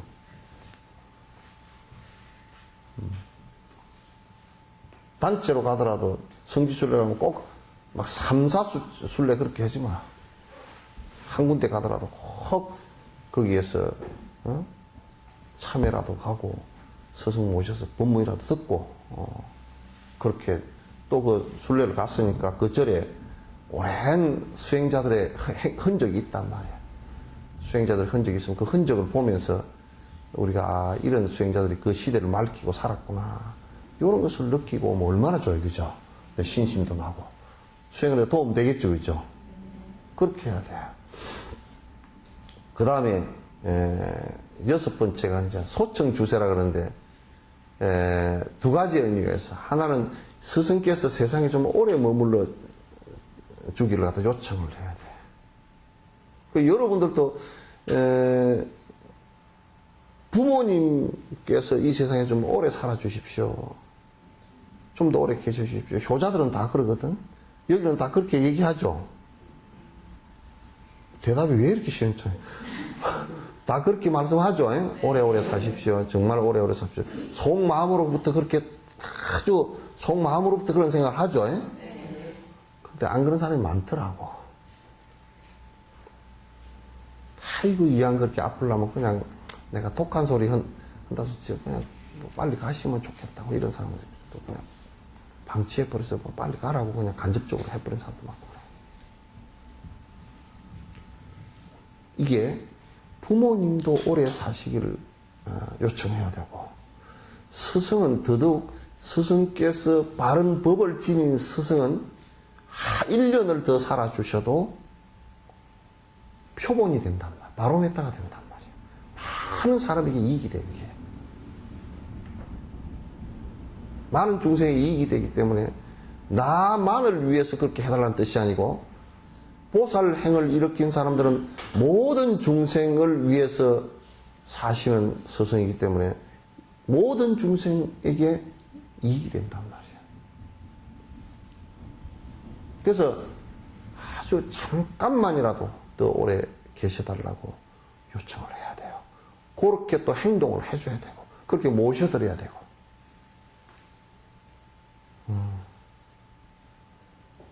아시겠죠? 그래서 이건 이제 대승불교권에서 항상 하는 얘기인데 아란존자가 부처님께서 열반에 드시기 위해서 이제 원래 부처님께서는 세수가 정세 100세였답니다. 100세였는데 저번에 달라이라마께서는 가서 이제 아침에 들어가서 인사를 드리니까 오랫동안 계셔야 됩니다. 그랬더니 고맙네 그렇게 하고 그 다음에 뭐라 그러시냐면 한국에는 오래 사는 사람이 있는가? 그러면 아마 신문에 나는 거 보니까 할머니가 다 쪼그러져 가지고 한 열 몇 살까지 산 사람이 있는 것 같습니다. 그러니까 근데 말이야 나는 108살까지 산다네. 걱정 마소. 그러니까 그 티베트 한의사가 그 사람들이 이게 맥을 짚어서 아마 또 언제까지 살 건지 이게 예측을 한 게 있는가 봐요. 그러니까 108살까지 한의사들이 산다고, 면책한 의사들이 산다고 그랬다고 염려하지 말라고. 아마 그때까지 살지 않을까? 그렇게 이제 농 비슷하게 이제 웃으시면서 이제 하신 말씀이 있었어요. 부처님께서는 100살이 정수였답니다. 감급 100세였어요. 그러니까 100년마다 한 살씩 줄어드는 감급인데, 그게 감급에 스가모니 부처님 때가 100세였답니다. 열의 수명이 100세인데, 지금 그러고 보면 평균 수명이 한 2600년 지났으니까 74살 정도 되겠죠, 지금. 100년에 1년씩 줄어든다면. 근데 이제 열반에 드실 것을 갖다 지금 어디냐? 망고동산인데. 구시나가라 말고 망고동산인데. 부처님 마지막 설법, 베나레스? 바라나시. 아니. 지금 망고동산 있는 아슈카스수 있는 거기서 이제 마지막 설법을 하셨거든요. 마지막 설법을 하시고, 거기서 이제 순례를 해서 쿠시나가라까지 가셔서 3개월간 쭉 이렇게 마지막 행로를 하시는데, 그 도중에 망고동산에서 설법 하실 때도 당시 대반 열반에 드실 것을 갖다 말씀을 하셨다고 하시고, 가는 도중에 아란에게 몇 번 그 말씀을 하셨다고. 그런데 뒤에 이제 너는 막 어떻게 공양법도 모르고 부처님께서 이 세상에 더 계셔 주시기를 갖다 간청하지 않았나 그래가지고 아란들한테 질책을 당했다 그래요. 근데 그때 이제 자꾸 이제 내가 이제 대반열반에 들리라 하고 말씀하시는데, 아란 존자가 아마 아란이 아이고 안 됩니다, 더 계셔야 됩니다, 이 말씀을 안 했던가 봐. 시봉하고 따라다니면서 좀 불량했는가. 좀 아란 존자한테 죄송하죠. 부처님이 이렇게 좀 높은 경지에서 보면 그거 좀 불량한, 우리가 볼 때는 굉장한 큰 성인이신데, 그때도 이제 아란가를 못 이루시긴 했지만은 그렇게 좀 그러셨나 봐. 그 요청을 안 드렸대. 그 요청을 간절하게 드리고 여러 사람이 간절히 했으면 한 100수까지 계셨을지 모르는데 안 드렸다는 거야. 100수까지 계셔서도 또 우리는 못 뵀지만은 또 어쨌든 간에 그렇게 했대요. 그래서 이 세상에 선한 사람이든지 또는 나를 낳아서 길러주신 부모님들, 이런 분들은 또 아니더라도 모든 사람들이 선행을 하면서 그런 사람들은 모두 다 오래 이 세상에 머물러서 많은 사람에게 이익을 줬으면 좋겠다라는 이 생각을 내는 것이 굉장히 중요하다. 그러니까. 그래서 스승께서 이 세상에 오래 머물러 주시기를 갖다 바라는 것이 여섯 번째 공양법이에요. 아시겠죠? 그 다음에 이제 제일 또 이제 중요한 것 중에 하나가 일곱 번째 공양은 내가 이렇게 스승을 모시고 많은 수행과 또 중생을 이익되게 한 일들에 대한 공덕이 있다면 이것은 나를 위해서 내가 다 받겠다는 뜻이 아니라 나에게 돌아오는 모든 공덕을 일체 중생에게 모두 회양하겠습니다. 이 생각을 갖는 것이 중요해요. 그러니까 이 공양을 올려서 이게 이제 끄트머리 욕이 없으면 아주 이기적으로 바뀌어버려요. 또 지복 비는 게 돼버려. 그래서 지금 이와 같은 일을 해서 내가 공덕이 있다면 이것은 자그마한 공덕 하나라도 일체 중생을 위해서 모두 회양하겠다라는 생각을 갖는 것이 또 부처님에게 공양하는 거란 말이에요. 아시겠죠? 이제 요런 얘기가 비유가, 세속적인 요런 얘기가 비유가 되겠죠. 내가 부모님을 잘 모시고 공경함으로써 그 회양은 결국은 자식들에게 된다고요. 내 자식이 그걸 본받죠. 그러면 그건 결국은 행복이 누구한테 돌아와요? 나한테 돌아간다. 내 자식이 효자일 때는 얼마나 기쁩니까? 그죠? 내가 효도를 할 때는 조금 힘든 것 같지만은 내 자식이 효자일 때는 나는 엄청 기쁜 거예요. 그러려 그러면 내가 효자여야, 그죠? 이게 훈섭되어져서 자식에게 회양이 되어진단 말이에요. 훈섭으로서 회양이 되어진다. 그러면 이제 자식도 살아나고 나도 기쁘고 가정도 살아나요. 내가 저번에 첫 번째 법회 때가 내가 얘기했지만 이게요, 세포들도 전부 다 생명이 각각 있어요. 그래서 할머니, 할아버지, 외할머니, 외할아버지, 할머니, 할아버지, 친할머니, 친할아버지, 이 네 분의 세포가 손주에게는 25%씩 각각 들었다고 그죠. 그래가지고 만약에 외할머니, 외할아버지를 갖다 미워한다 그러면 50%를 지 세포를 미워하는 거예요. 그게 지가 각종 병에 걸리겠지. 그죠? 각종 병에 걸린다. 그 우리 할머니를 죽어도 빼기 싫고 싫어 그러면 자기 스스로의 25%의 DNA를 갖다 싫어하는 거예요. 미워하는 거예요. 그러니까 결국 미워하고 구박하는 방식이란 말이에요. 그렇게 미워하고 구박하는데 그 세포본으로 성질을 안 나겠어요? 암이 돼버리든지 그러지. 에이, 나도 암이 돼버리라 그래.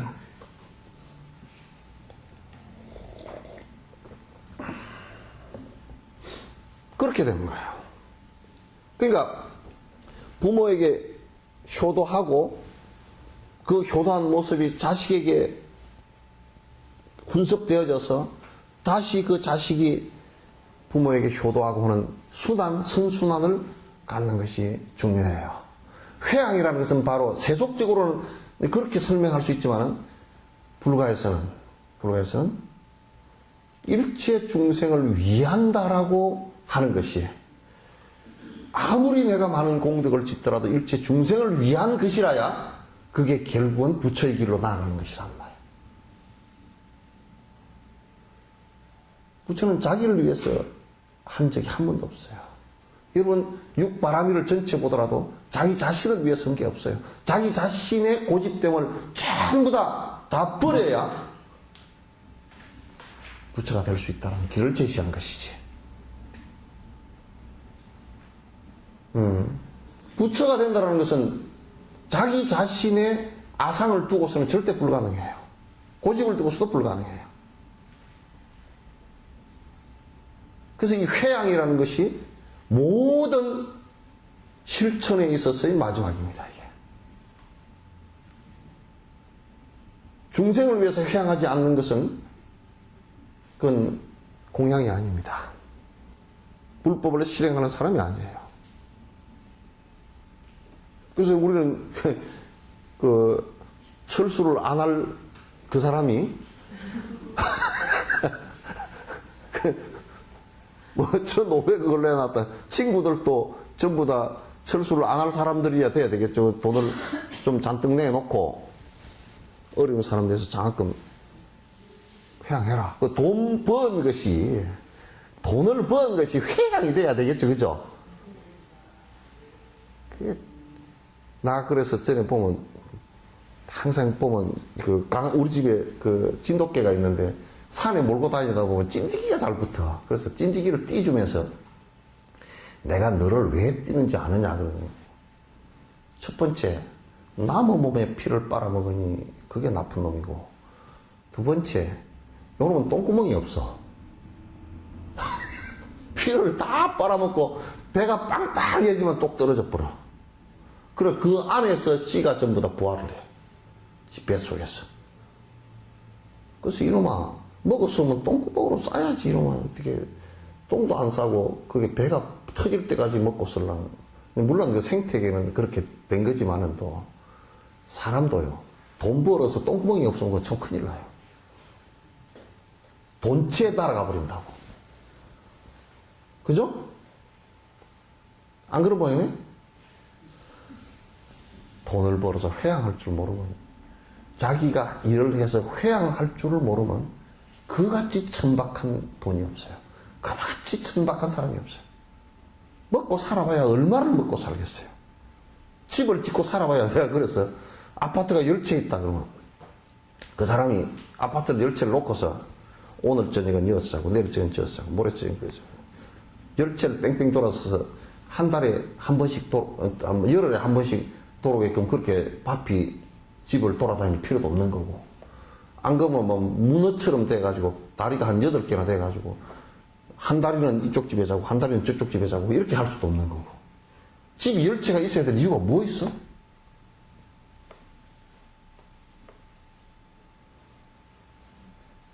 그래서 삶의 방식이에 내가 돈을 벌었으면 돈을 버는 게 목적이 돼서는 안 돼. 회양을 하겠다는 다른 생각을 해야 돼. 그것도 제일 중요한 것이 그 돈이 꼭 필요한 어려운 사람들에게.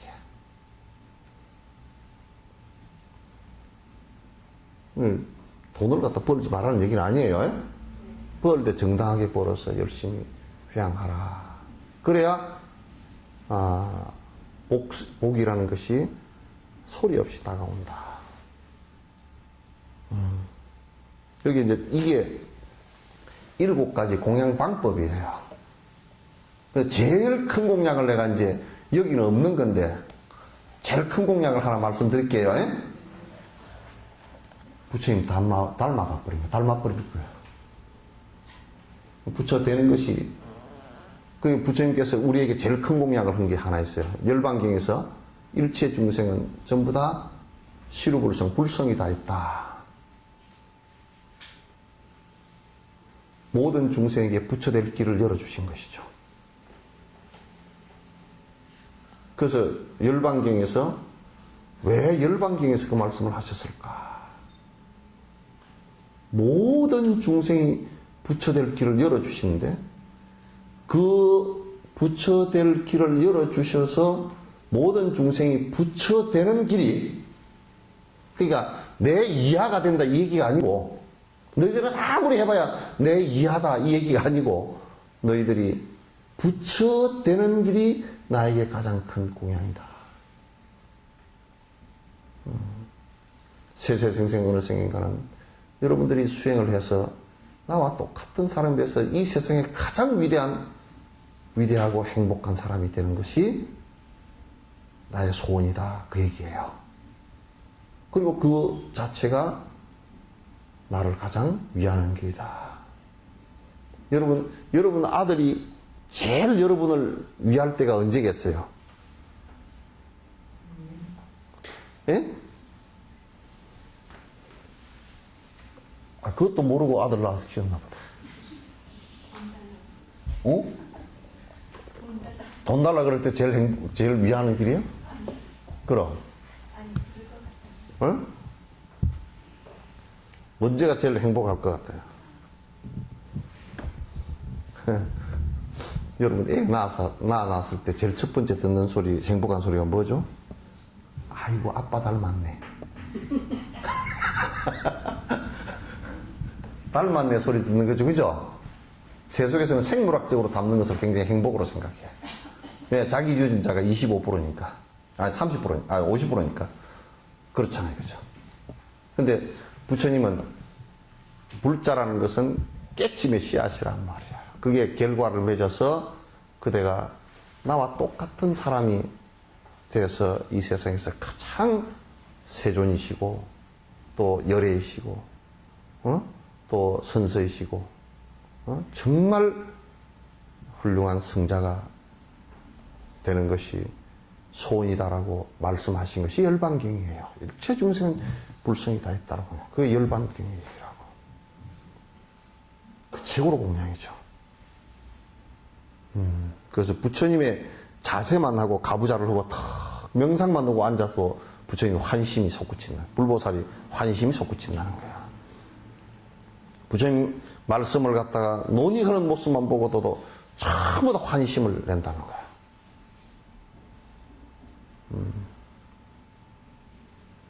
그런데 우리나라 절들에는 부처님께서 오셔가지고 환심을 내실지 안 내실지는 여러분 좀 생각해 보시기 바랍니다. 질문 있으면 하십시오. 네. 질문.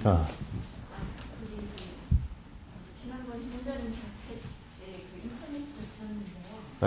그 지수행을 완성하게 되면 네. 몸의 경환이 먼저 일어나고 마음의 경환이 일어난다. 그렇게 통역을 하더라고요. 그렇지. 근데 이제 본인 따뜻한가 여기 시리는 보니까 마음의 경환이 먼저 일어나고 그리고 몸의 경환이 일어난다. 아, 이제 가벼운 몸의 경화는 벌써 그 지수행을 이제 하기 시작하면 사실상 그 몸이 이제 그 경환이라는 수준이 아주 몸과 마음이 아주 가벼워지는 상태입니다. 그러니까 음력이 짓누르는 것이 많이 사라져버린 상태예요. 그래서 사실상 그냥 사실 앉아주는 1시간만 앉아줘도 가벼운 경화는 간단한 경화는 일어나요.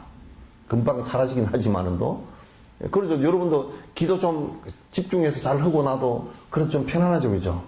마음도 조금 편하고 일어납니다. 근데 거기서 경환을 얘기한 것은 구주심 가운데 8주 구주를 넘었어야 되는 것 같아요. 그래서 이제 몸과 마음이 사실상 여러분이 얘기할 때 몸의 경환이 먼저 일어나고 마음의 경환이 뒤에 일어난다. 또는 마음의 경환이 먼저 일어나고 몸의 경환이 먼저 일어난다. 경환이라는 것은 아주 몸이 가볍고 마음도 가볍고 아주 편안한 상태를 얘기하는 거예요. 근데 그게 두 가지가 거의 동시에 일어납니다. 동시에 일어납니다. 그러니까 구주심에서 이제 그 기실론에 나오는 구주심 있죠, 그죠? 구주심이 있는데 그 구주심의 제일 첫 번째가 바깥으로 향해 있던 마음이 이제 자기 안으로 이렇게 들어오는 것을 내주부터 시작해요. 시작하는데 그게 이제 8주 구주가 넘었으면 사실은 그 몸과 마음의 경환이 일어나고 그 다음에 초선정이 구주를 넘어서서 초선정이 이루어질 때는 이제 몸과 마음이 다 경환 상태가 되죠. 그게 이제 첫 삼매가 이제 이루어진 것을 얘기합니다. 그래서 이제 그거는 굉장히 깊어요. 깊은 얘기들이에요. 그래서 몸과 마음이 먼저 일어나는 그거는 시비 걸 필요가 없어요. 그건 두 가지가 거의 동시에 몸과 마음이라는 것은 분리시킬 필요가 없습니다. 몸이 가벼워졌다는 얘기에서 마음이 가벼워졌다는 얘기예요. 그런데 가볍다, 무겁다 이 얘기는 뭐냐면 음력에 관한 문제예요. 그래서 이제 정신 집중이 굉장히 되면서 마음 속에서 번거롭게 일어났던 여러 가지 번뇌들이 쭉 가라앉는다는 얘기죠. 가라앉는데 그거는 이제 여러분들도 지금 내 생각에는 지금 지혜품 있잖아요, 그죠? 선정품 들어갈 때 그 얘기를 갖다 좀 깊이 있게 지금 람님이나 또는 아까 꼬님 바르빠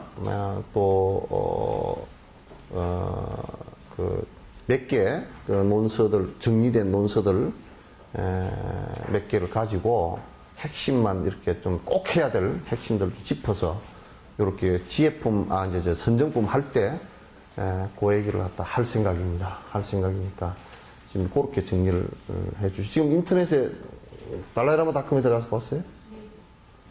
그 한글로 하는 것도 다 나오죠. 그래서 석천사 인터넷에 안 올려놔도 그 속도는 괜찮습니까? 지금 그쪽에 달라이라마닷컴에 다 올려져 있답니다. 그게 올려져 있어서 우리 인터넷에도 올릴 테니까 그 안에 내용을 여러분께서 참고하시면 지금 꼼님 빠르빠 보면서 참고해도 충분히 그 내용이 다 같은 거니까 보시기 바랍니다. 또